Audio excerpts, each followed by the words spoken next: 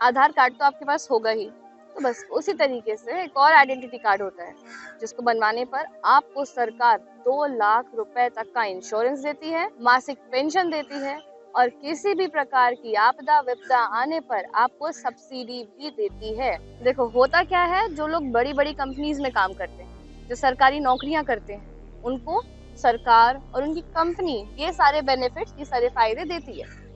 लेकिन ऐसे लोगों का क्या जो रिक्शा चलाने वाले हैं, रेडी पटरी वाले हैं, घर में काम करने वाली बाई है, बाल काटने वाला नाई है, जैसे कि दिहाड़ी मजदूर है, सिलाई करने वाले हैं, उन लोगों का क्या? उन्हें कौन देगा ये सारे बेनिफिट्स? उन्हें देती है सरकार, अगर आप बनवा लेते हैं ई श्रम कार्ड। हो सकता है कि आपको ई श्रम कार्ड की जरूरत ना हो, लेकिन फिर भी आप इस वीडियो को पूरा देखिएगा। अगर आपके घर के आसपास कोई ऐसे वर्कर्स हैं या आपके घर में कोई काम करने वाले लोग हैं, ऐसे लोग हैं जिनके पास ये फोन लेकर के वीडियो देखने की सुविधा नहीं है, तो आप उनको ये जानकारी देकर उनका ये कार्ड बनवा कर उनकी मदद कर सकते हैं। देखिए, इसमें आपके कोई पैसे तो लगेंगे नहीं, लगेगा तो सिर्फ आपकी जिंदगी का 5 मिनट। तो इन वर्कर्स की मदद करिए, इनको सपोर्ट करिए। सितंबर 2021 में ministry of employment and labour लेके आया था ई श्रम कार्ड, जिसमें आपको UAN यानी कि यूनिवर्सल अकाउंट नंबर भी इशू किया जाएगा। अब ई श्रम कार्ड बनवाने के लिए कुछ डॉक्यूमेंट्स तो लगेंगे ना, तो वो कौन से डॉक्यूमेंट्स हैं? वो है आधार कार्ड, बैंक अकाउंट डिटेल्स, आपका मोबाइल नंबर, लेकिन वो मोबाइल नंबर जो आधार कार्ड से लिंक्ड हो। इसमें उम्र की भी एक सीमा है, ऐसा नहीं है हर कोई बनवा लेगा। 16 साल से लेके 59 साल तक के लोग इसको बनवा सकते हैं।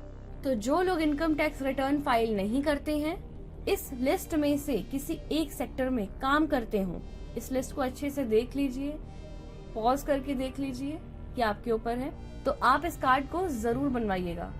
तो आप खुद कैसे बनवा सकते हैं ये तो मैं बता ही दूंगी, लेकिन मान लीजिए अगर आपको खुद नहीं बनवाना है तो भी मैं बता देती हूँ कि आप कैसे बनवा सकते हैं। आप किसी भी CSC सेंटर में, जन सुविधा सेंटर में या किसी साइबर कैफे में जहाँ पर कंप्यूटर पे काम किया जाता है, जैसे पहचान पत्र बनवाना, आधार कार्ड बनवाना, ऐसी जगह पर जा सकते हैं, अपना रजिस्ट्रेशन करा सकते हैं और आपको हैंड टू हैंड रसीद मिल जाती है। अब आप खुद कैसे बनवा सकते हैं? इसके लिए आपको ई श्रम कार्ड की वेबसाइट ओपन करनी है www.esram.gov.in। हमारे इस चैनल पे आप रोज कुछ ना कुछ नया सीख रहे हैं, तो क्यों ना इस सफर को जारी रखा जाए सीखो के ब्रांड न्यू शॉर्ट्स चैनल के साथ, जिसका लिंक आपको पिन कमेंट में मिल जाएगा। और हाँ, सब्सक्राइब जरूर कर लेना, क्योंकि वहीं मिलूंगी मैं आपसे रोज एक नया शॉर्ट लेकर। आपको जो भी डॉक्यूमेंट्स बताए हैं उन डॉक्यूमेंट्स को अपने पास रखना है और वो मोबाइल अपने पास रखना है जिस पर आपका आधार कार्ड लिंक्ड है।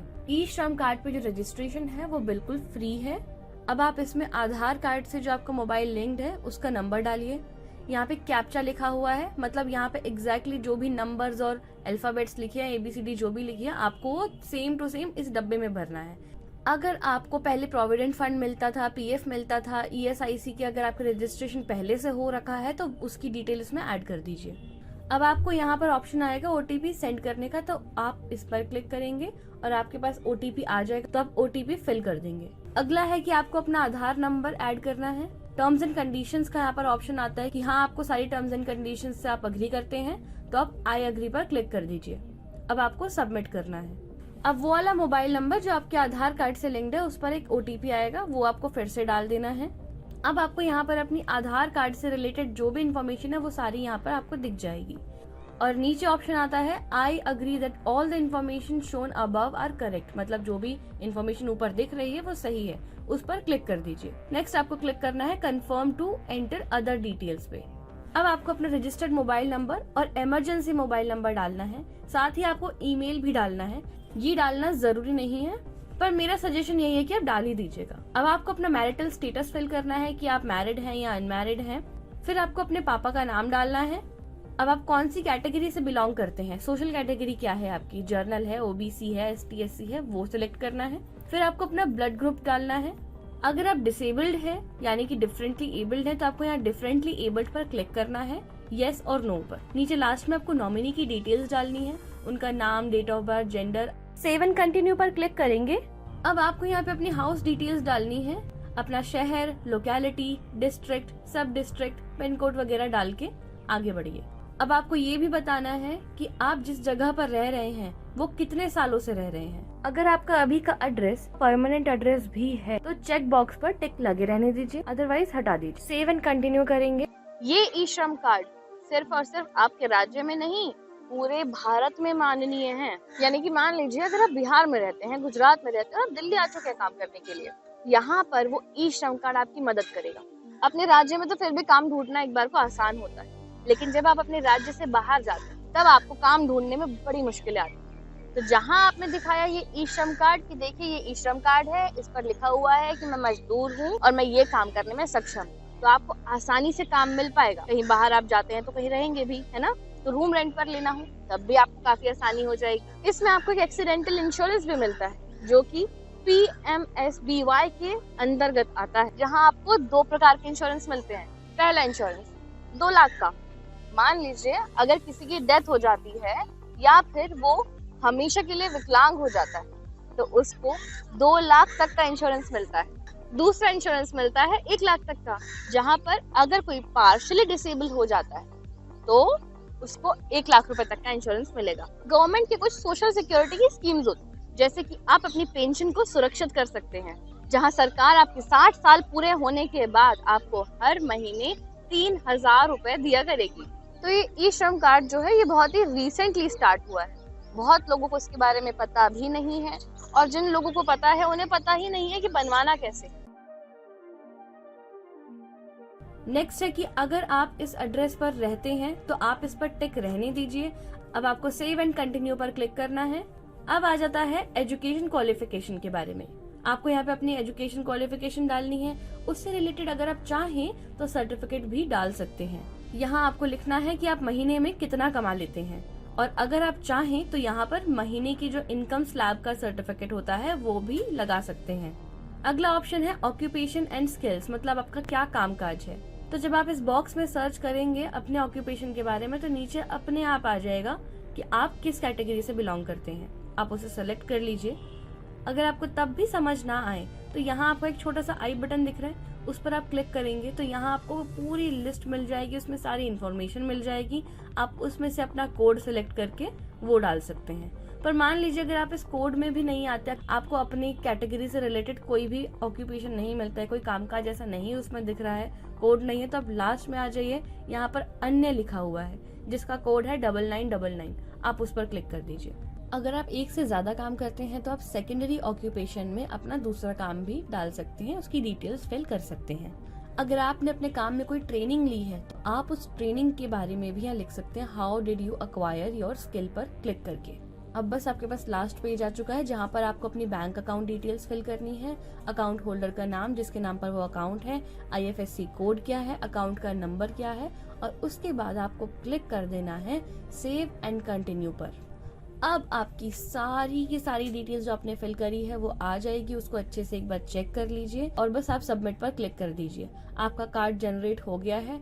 आप इसको चाहे तो प्रिंट कर सकते हैं, डाउनलोड कर सकते हैं, डाउनलोड करके आप प्रिंट करवा सकते हैं, सॉफ्ट कॉपी भी चाहे तो रख सकते हैं, यानी कि आप अपने फोन में रख सकते हैं फोटो की तरह। फिर लास्ट में कंप्लीट रजिस्ट्रेशन पर क्लिक कर दीजिए। बस दैट इज इट।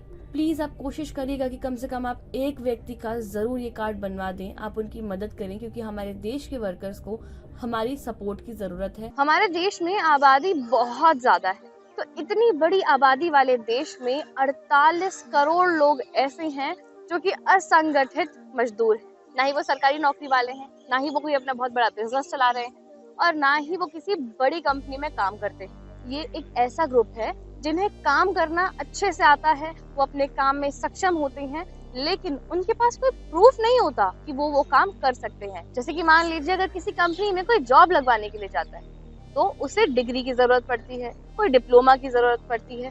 तो ऐसे ही इन सब कामों के लिए, जैसे कि रिक्शे वाले के लिए, रेडी खोमचे वाले के लिए कोई डिग्री नहीं होती, लेकिन वो अपने काम में बहुत अच्छे से माहिर होते हैं। तो ये आपके लिए एक डिग्री की तरह काम करेगा। इससे आपको काम ढूंढना भी आसान होगा। जैसे कि एक प्राकृतिक आपदा आई, कोरोना महामारी, तो इस तरीके की आपदा में सरकार आपकी मदद कर पाए। इस तरीके की अगर कोई और आपदा आती है, जैसे कि भूकंप आ जाता है या कहीं सुनामी आ जाती है, इस तरीके की आपदा में सरकार ई श्रम कार्ड धारकों के अकाउंट में सब्सिडी भेज पाएगी, उनकी फाइनेंशियल मदद कर पाएगी। तो ऐसी मुश्किल परिस्थिति में असंगठित मजदूरों का पहचानना आसान होगा। और साथ ही सरकार बीच बीच में कुछ स्कीम्स निकालती है गरीब लोगों के लिए, तो उन स्कीम्स का फायदा उठा लेते हैं वो लोग जिनके पास पैसा है, जो सक्षम है, और जो असली जरूरतमंद लोग हैं उन तक मदद पहुंच ही नहीं पाती। ये सरकार के लिए एक डेटाबेस है।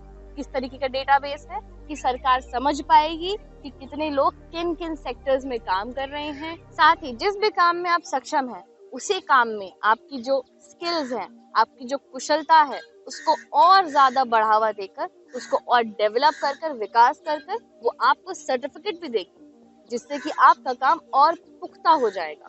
आपको एम्प्लॉयमेंट की अपॉर्चुनिटीज मिलेंगी, यानी कि काम करने के अनेकों मौके मिलेंगे। तो बेसिकली ऐसा समझ लीजिए कि आप जो भी काम करते हैं उस पर सरकार ने अपनी स्टैंप लगा दी कि आप ये काम करते हैं। तो देखिए कितनी काम की जानकारी दी मैंने आपको ई श्रम कार्ड के बारे में, है ना।